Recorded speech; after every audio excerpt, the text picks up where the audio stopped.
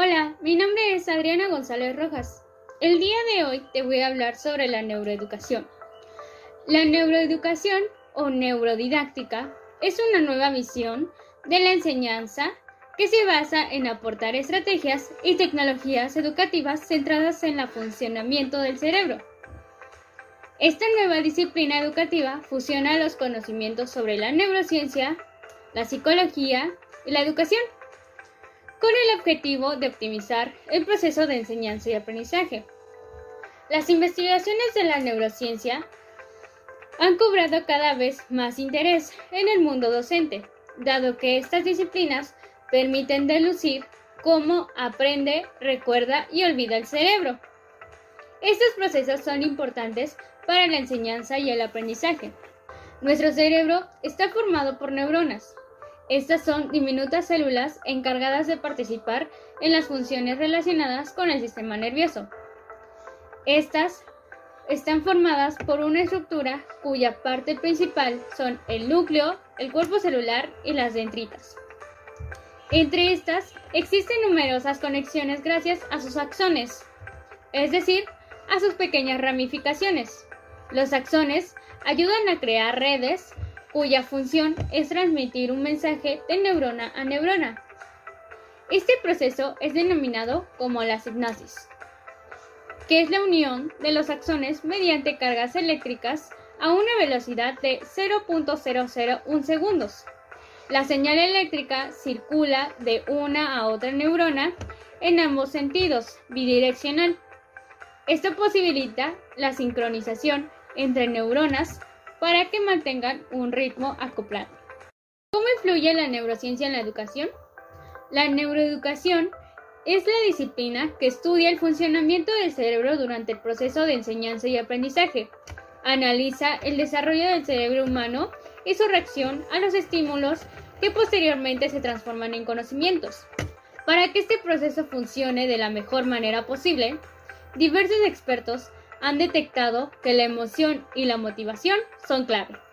Y es que el cerebro solo aprende si hay emoción, tal y como lo afirma el Dr. Francisco Mora. Por esta razón, introducir las neurociencias en el aula puede transformar de manera al dar la clase y elaborar los diferentes materiales a lo largo de los cursos escolares. Desde este punto de vista educativo, conocer el desarrollo del cerebro durante la etapa educativa es clave para saber cómo generar un aprendizaje profundo, eficiente y significativo.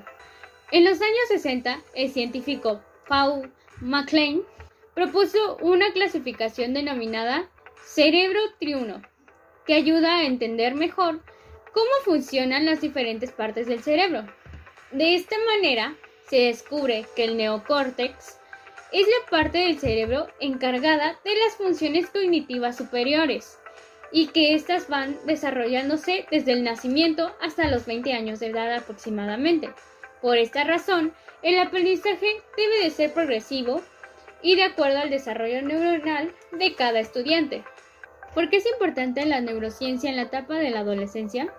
La neurociencia en la etapa de la adolescencia es amplia. Esto debido a los procesos de transición entre la pubertad y esta.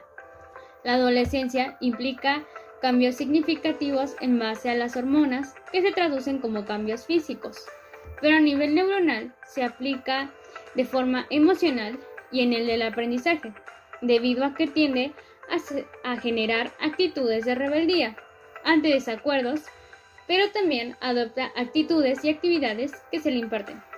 En este término, Freud habla en el desarrollo en el cual se tiende a presentar más atención a actividades del gusto personal, provocando mayor producción de hormonas que estimulan la felicidad, como la dopamina y la serotonina.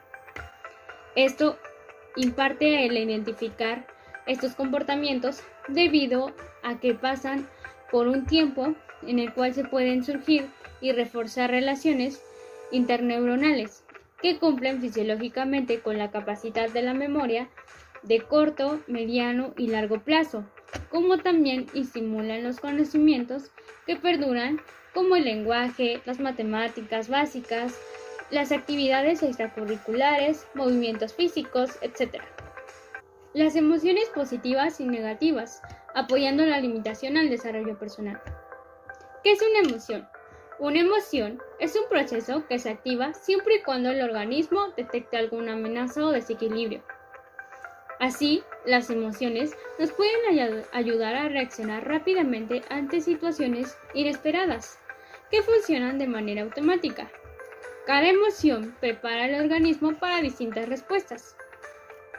Las emociones son parte fisiológicas de nuestra conducta que inducen a actuar, es decir, actúan como señales o impulsos que nos intentan decir que algo está sucediendo para poder emitir la respuesta más adecuada ante esa situación y así poder resolverla.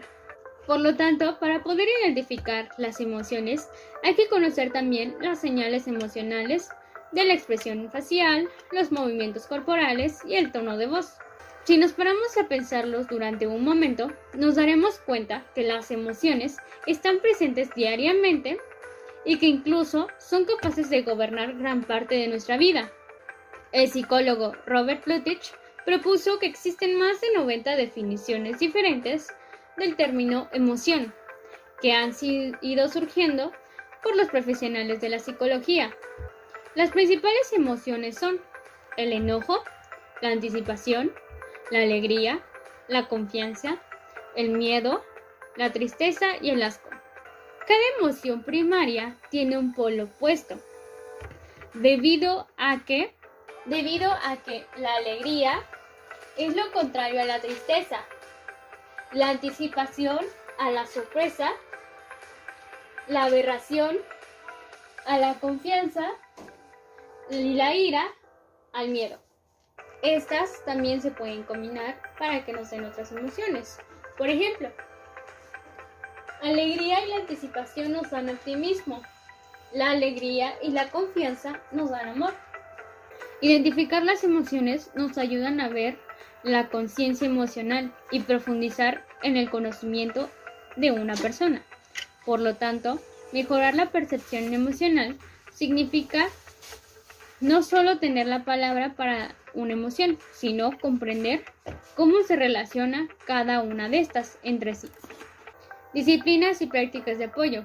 El proceso de aprendizaje ha sido estudiado a lo largo de la historia, desde diferentes disciplinas, tales como la filosofía, la psicología y otras afines. La neurociencia estudia el funcionamiento cerebral desde un punto de vista multidisciplinario. Esto es mediante el aporte de las disciplinas no excluyentes como la física, la química, la biología, la neurología, la genética, la informática, la psiquiatría o la neuropsicología. Todas estas aproximaciones dentro de una nueva concepción de la mente humana son necesarias para comprender los procesos mentales, particularmente los más complejos, como la inteligencia, la conciencia, la personalidad o las emociones. Algunas aportaciones de apoyo son 1. La neurociencia educativa. Esta puede ayudar a los docentes a entender cómo aprenden sus alumnos y alumnas y así conseguir las relaciones que existen entre sus emociones y pensamientos para poder ejecutar la enseñanza de forma eficaz. 2. Aportar conocimientos acerca de las bases neuronales del aprendizaje de la memoria, de las emociones y de muchas otras funciones cerebrales que día a día son estimuladas y fortalecidas en el aula. 3. La neurociencia debe de servir para ayudar a diseñar mejores métodos de enseñanza, currículos más ajustados y mejores políticas educativas.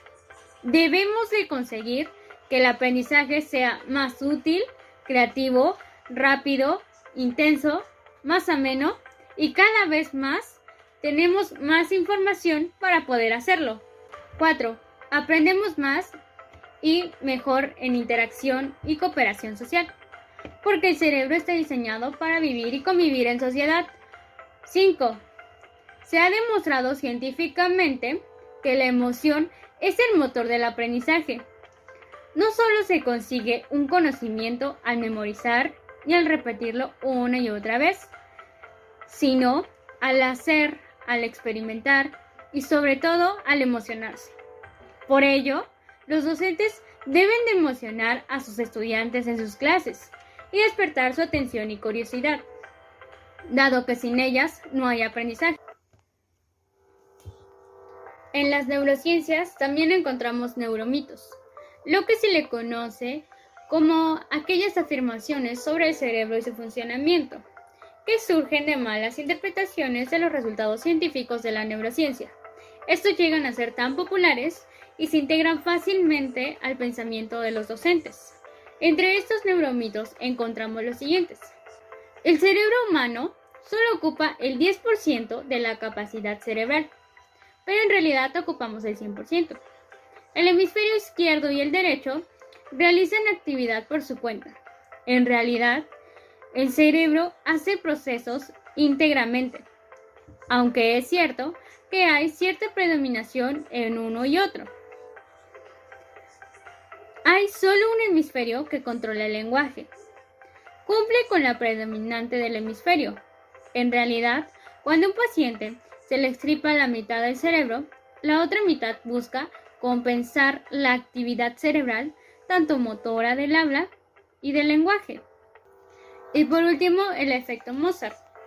Este no solamente se basa en la música clásica, también aplica con el rock, pero se fundamenta en la teoría musical de los ritmos, del hecho que el estudiante de batería o percusión tiende a tener un rendimiento mayor que los demás estudiantes del grado secundaria o bachillerato, más reflejado en las matemáticas. Aunque el uso de la neurociencia en el aprendizaje sigue siendo un tema de investigación, se considera que en el futuro será vital para los docentes. Siempre se necesitará buscar técnicas nuevas de aprendizaje, y las neurociencias es el campo adecuado para esto. Sabiendo esto, podemos decir que la neuroeducación resulta ser un método efectivo para lograr y ejecutar un aprendizaje deseado. Comprender cómo funciona el cerebro humano nos sirve para analizar, estructurar y corregir modelos de aprendizaje, utilizándolo como base la retención de información y la capacidad para resolver problemas. Asimismo, comprender el funcionamiento de las neuronas nos permite obtener información sobre el conocimiento de estas, teniendo como base la reacción ante estímulos tales como los sentimientos o la creatividad.